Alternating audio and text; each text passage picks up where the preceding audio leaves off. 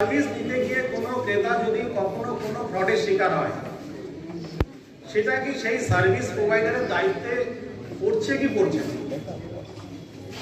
আজকে ধরুন সোশ্যাল মিডিয়ায় এমন একটা অ্যাডভার্টাইজমেন্ট এলো যেটা দেখে আমরা ভাবলাম সত্যি সত্যি বোধহয় 2 টাকায় স্মার্টফোন পাওয়া যাচ্ছে।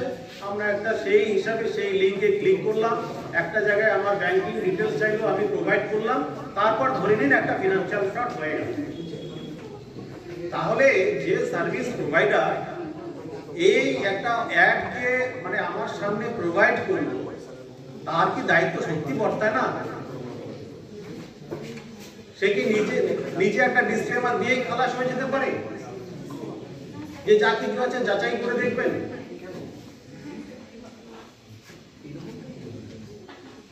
সবাই সবকিছু বোঝার ক্ষমতাটাও কি থাকে সবসময়? সেটা তো থাকে না। তো ডেটা, এখনকার যুগে ডেটা প্রাইভেসি হচ্ছে একটা অবশ্যই গুরুত্বপূর্ণ বিষয়। তার ডাউনলোড করছি, ইনস্টল করছি, সেটা তাহলে তার দায়িত্বের মধ্যে পৌঁছায়। যখন এই অ্যাপটাকে লঞ্চ করা হচ্ছে, তার যে ভালনারেবিলিটিস আছে বা সিকিউরিটি উইক পয়েন্ট আছে, সেটা তাদের চেক করা উচিত। একজন কনজিউমার হিসেবে আমার মনে হয় সেই রাইটটা থাকা উচিত যে কোনো একটা অ্যাপ যেটা তারা প্রোভাইড করছে সেটা কোনো মতেই আমাকে কখনো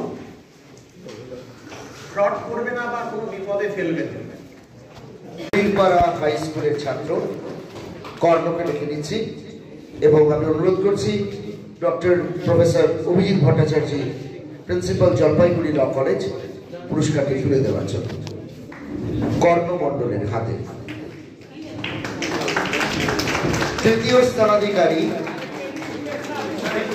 তৃতীয় স্থানাধিকারী রাজীব শর্মা।